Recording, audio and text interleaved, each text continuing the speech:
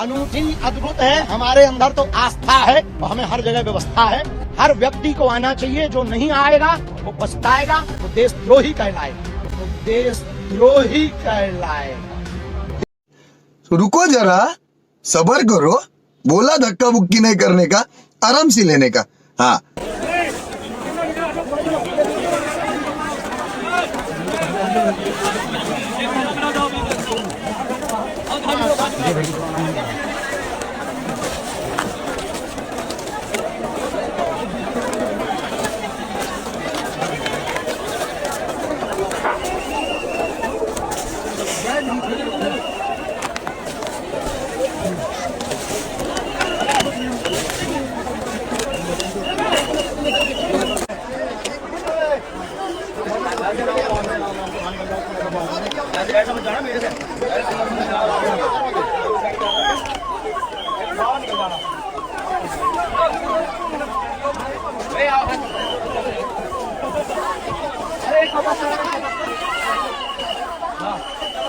मरना सबको है, पर कोई गंगा के किनारे मरेगा तो वो मरेगा नहीं, मोक्ष पाएगा।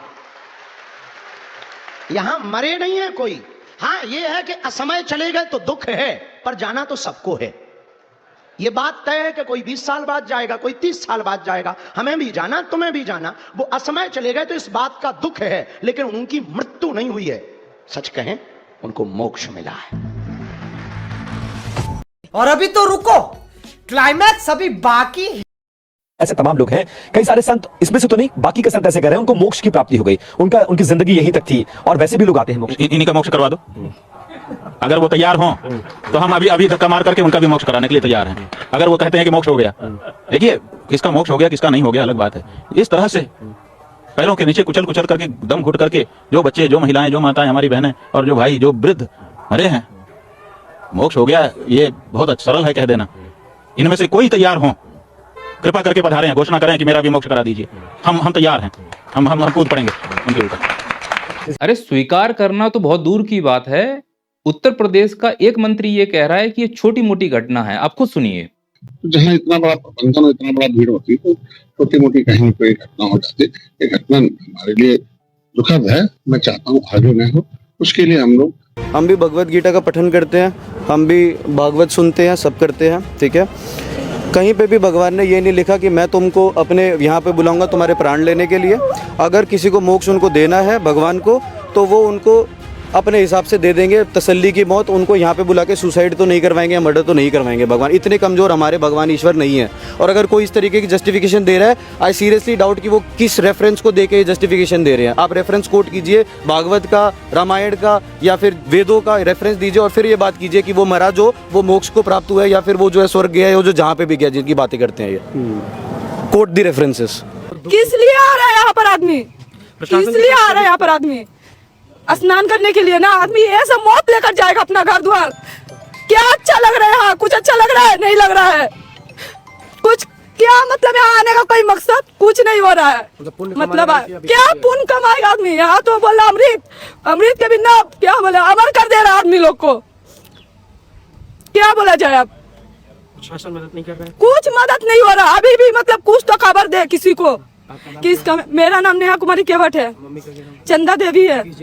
हम लोग कोलकाता से है। कोलकाता जगदल सर्कस मोड़। हम लोग का थाना पड़ता है जगदल। कब से परेशान है इस तरह? हम लोग 29 तारीख से आज तक परेशान है। कहीं नहीं ठहरे हम लोग। हम लोग जहाँ पा रहे वहाँ सो जा रहे। क्या करेंगे? एक छोटी बच्ची है, उसको अभी एक जन को देकर आए हैं, आगे बढ़ गई। अब उसका साथ क्या हुआ है नहीं हुआ हम लोग को अभी तक कुछ खबर नहीं है। कितनी परेशानी हो रही है आप लोग? बहुत बहुत बहुत। हम लोग उतना दूर से आकर मतलब नहीं सोचे थे कि हम लोग के साथ भी इतना बड़ा घटना हो सकता है। अब इसमें कितना जन का जान गई है, इसमें अभी किसी को कुछ नहीं पता है। मतलब पूरा अच्छा से ये लोग जानकारी नहीं दे रहे, कितना आदमी घायल हुए कि कितना आदमी क्या हुए हैं। यहाँ का पुलिस वाले लोग भी देख रहे हैं कि मतलब जहाँ खड़े हैं तो खड़े हैं, उसका ऊपर चढ़ के कोई फायदा है नहीं। नीचे आकर शासन करना पड़ेगा। जो नीचे बैठे हुए वो लोग को भी नहीं उठा रहे हैं कि यहाँ से उठो और भी आदमी लोग जाएगा। अब जिंदगी में बाबू कान पकड़ लिए हैं। गंगा स्नान से कोई कुछ मिलने वाला नहीं है। मन अगर साफ सुथरा रखिएगा ना, किसी को कुछ अगर मदद कीजिएगा ना, वही ऊपर जाएगा। क्या मिला? बहुत लोग कहते, छोटे छोटे बच्चे भी होंगे, बहुत लोग के परिवार बिखर गया। कि मीडिया भी डर के मारे नहीं बोलेगी, अब पब्लिक भी डर के मारे, पब्लिक अगर मीडिया के साथ रहती ना, खड़ा रहती ना, तो उनको भी सपोर्ट मिलता और पब्लिक को भी सपोर्ट मिलती। बिल्कुल। उस पे 2-3 पुलिस चढ़ गए, विसिल बजा रहे थे, डाउन कर रहे थे। खड़ा होने से डाउन नहीं होने वाला था भीड़, नहीं, सब लोग उसमें दब गया था, चिल्ला रहा था। लेकिन जिसको किसी से कोई मतलब नहीं था, वो नहीं था सरकारी लड़का, लेकिन वो सबको पानी मुंह में ऊपर से पिला रहा था, बाटल फेंक रहा था, डिब्बा में पानी फेंक रहा था, पंखा तोड़ के कूट का फेंक रहा था।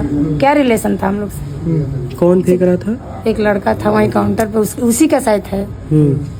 कुछ औरत लोग को, मम्मी को भी कोशिश किया था खींचने के लिए, लेकिन इधर से कोई उठाने वाला नहीं था कि ऊंचा था कि खींच ले। मम्मी का सब बाँह सब छिला गया था। साइड खाली कर दीजिए, हमको साइड करवा दीजिए, हमको चाप देंगे हम लोग के पैर फ्रैक्चर कर गया सर, पुलिस मार रहा है डंडा से। ये लोग कुछ ले जाएंगे, बहुत भयंकर मंजर है। प्रशासन किस लिए कि पब्लिक मर रहा है इसी में जता को कह रहे हैं कि भीड़ बहुत ज्यादा है इसलिए नहीं काम कर। प्रशासन क्या कर रहा है? प्रशासन अपना एक काम करे ना, क्यों नहीं कर रहा है? इसमें मम्मी बच्चा लोग भी ना दब रहा है। देखिए क्या हुआ,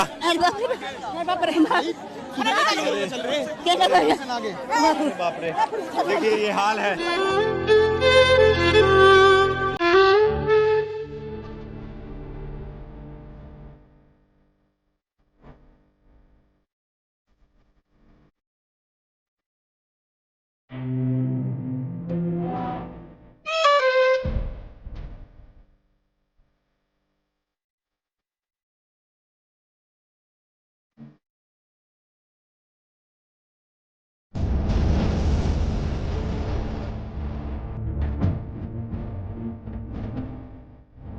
क्या दर्शकों, कभी आप ऐसी जगह जाना पसंद करोगे जिसमें कितने ही लोगों का परिवार उजड़ गया, कितने ही लोग मौत के घाट उतर गए, कितनों के बच्चे घूम गए, न जाने उनके ऊपर क्या बीत रही होगी। क्या कोई भगवान इनकी मदद नहीं करने आया? क्या ब्रह्मा विष्णु महेश नींद में सोए हुए थे? न जाने आप किस भगवान से आस लगाए बैठे हो, कोई भगवान इनको बचाने नहीं आया। अब हम बात करते हैं पूर्ण परमात्मा कौन है और पूर्ण परमात्मा की शरण ग्रहण करने से किस प्रकार के लाभ प्राप्त होते हैं। सुनिए ये अद्भुत अनुभव। वर्तमान समय में भी। नमस्कार सर। सर क्या नाम है आपका? दिनेश विश्वकर्मा नाम है मेरा। दिनेश जी कहाँ से आए हैं आप? मैं ग्राम सुंदरपुर जबलपुर से हूँ, MP। अच्छा दिनेश जी, आप एक बात बताइए, संत रामपाल जी महाराज से कब जुड़े आप? संत रामपाल जी महाराज जी से मैं 26/1/2014 को जुड़ा। क्या काम करते हैं आप? दास जो है परमात्मा के जोड़ने से पहले इंश्योरेंस सेक्टर में काम करता था। सर संत रामपाल जी महाराज से नाम दीक्षा लेने से पहले आप क्या भक्ति साधना करते थे? मैं संत रामपाल जी महाराज बंदी छोड़ सदगुरु रामपाल जी महाराज जी की साधना करने से पहले दुर्गा जी की उपासना करता था। चूँकि मेरे घर में सारे लोग दुर्गा की ही उपासना करते थे, वही उपासना मैं करता था। और उस उपासना के करते करते मेरे जीवन में इतने कहर टूटे कि 26 साल की उम्र में मेरी पत्नी की मृत्यु हो गई कैंसर से। और दुर्गा जी का उपासना करने से जो मैं आपको बताने जा रहा हूँ कि दुर्गा जी ऐसे साक्षात 8वां अंग सहित ऐसे तख्त पे विराजमान हो जाती थी। और हम उनसे यही प्रार्थना करते थे कि कैंसर था, कैंसर ठीक हो जाए। आज जगत जननी है, जैसा सुन रखा था हमारे गुरुओं ने, धर्म गुरुओं ने हमको बता रखा था कि दुर्गा ही सारी जगत की जननी है। तो हमने कहा हमारे तो भाग खुल गए। ये इतना मतलब किसी को नहीं मिला।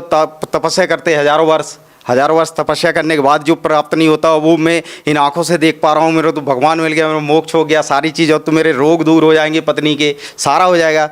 लेकिन भगत जी क्या बताऊँ कि वो यही कहती रही ठीक हो जाएगी। वो दूसरे दिन मेरी पत्नी की मृत्यु हो गई।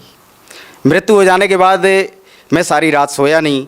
मैं ये सोच रहा था कि इस दुनिया को मैं बताऊंगा, कोई यकीन नहीं करेगा कि ये दुर्गा साक्षात देख रहा था और इसके बाद भी इसके ऐसे हाल हो गए कि पत्नी मर गई, कैंसर से मर गई। मैंने क्या किया, सुन रखा था जैसे धर्मगुरु ने कि भाई मरने के बाद भगवान मिलता है, मरने के बाद भगवान मिलता है। तो मैंने फैसला कर लिया सुबह मैं अपने आप को मार दूंगा और इसके बाद सफ़र करूंगा कि भगवान है कहाँ। जीते जी भगवान तो मैंने देखा, वो मेरे जीवन के कहर नहीं अलग कर सका। कोई मेरे जीवन में कहीं पे भी सुख और शांति नहीं प्राप्त हुई। ऐसा करके मैंने अपने आप का ये गला काट दिया। गला काटने के बाद जो है मैं 3 दिन जो है मरा हुआ था, दुर्गा जी के ऐसी चेहरा मेरे सामने होता था, मुझे जो है जितने भी काल के जो दूत हैं लेने आते हैं वो ले जा नहीं पाए। मैंने बोला भगवान मरने भी नहीं दे रहा, मिलता भी नहीं है, कहाँ जाऊँ कैसे पाऊँ। जब ये चीज़ हुई, मेरे प्रश्नों का उत्तर नहीं मिल रहा है, मरने देता नहीं, मिलता है नहीं, भगवान है कहाँ, ऐसा करके जो है मैं प्रश्नों पे प्रश्न मेरे अंदर से उठ रहे थे। फिर हुआ क्या सर जी कि मैं तीसरे दिन जब अपने होश में आया तो मैं बेड पे पाया, हॉस्पिटल में पड़ा हुआ था। मैं बोल रहा हूँ, मेरी आवाज़ नहीं निकल रही है। तो मैं इशारा किया कि मेरी आवाज़ क्यों नहीं सुन रहे, कोई सुनने वाला नहीं, सब देख रहे हैं। एकदम से उन्होंने देखा, अरे इसको होश आ गया, होश आ गया, ठीक है। इसके बाद क्या हुआ, मैंने सोचा कि यार जब इनको सुनाई ही नहीं दे रहा, अच्छा रहा, कौन कितने सवाल पूछते, क्यों तूने गला काट लिया, क्यों ये कर लिया।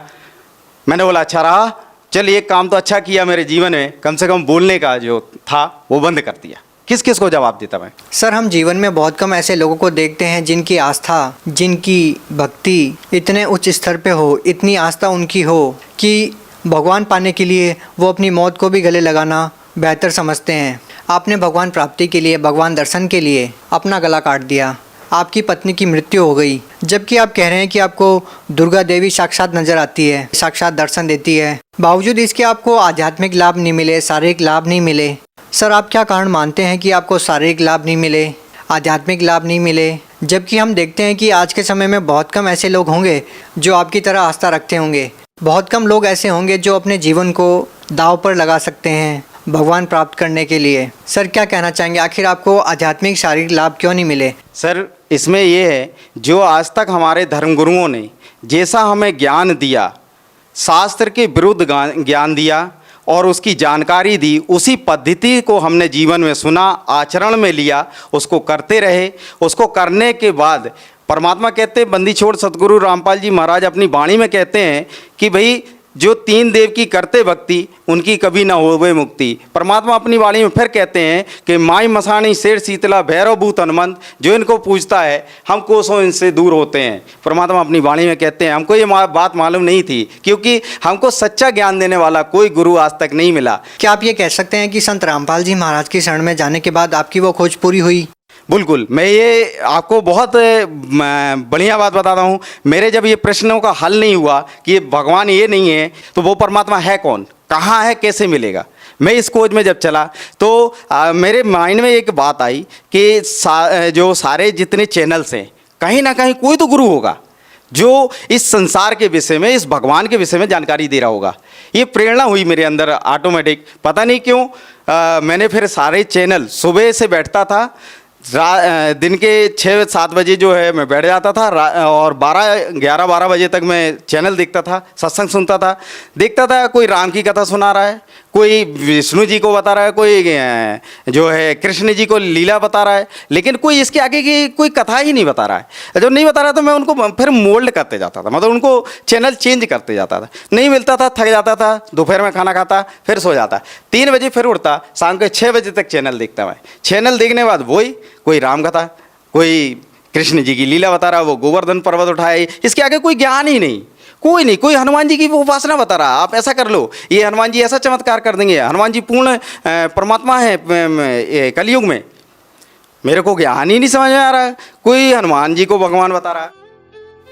फिर हुआ क्या कि मुझे जो है ये प्रश्नों का उत्तर एक दिन जो है बंदी छोड़ सतगुरु रामपाल जी महाराज जी का चैनल देखा, उसमें बंदी छोड़ सतगुरु रामपाल जी महाराज जो है दुर्गा कैसे पैदा हुई, कहाँ से इसकी उत्पत्ति हुई, ये सदग्रंथों में प्रमाण करके सब कुछ बता रहे थे।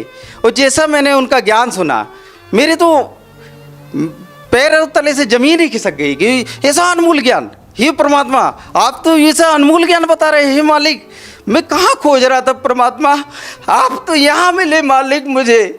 मैं तो कहाँ कहाँ ढूंढा, गला काट दिया परमात्मा। आपको तो ढूंढते ढूंढते मालिक आपने मुझे ऐसे ऐसे दर्शन दिए।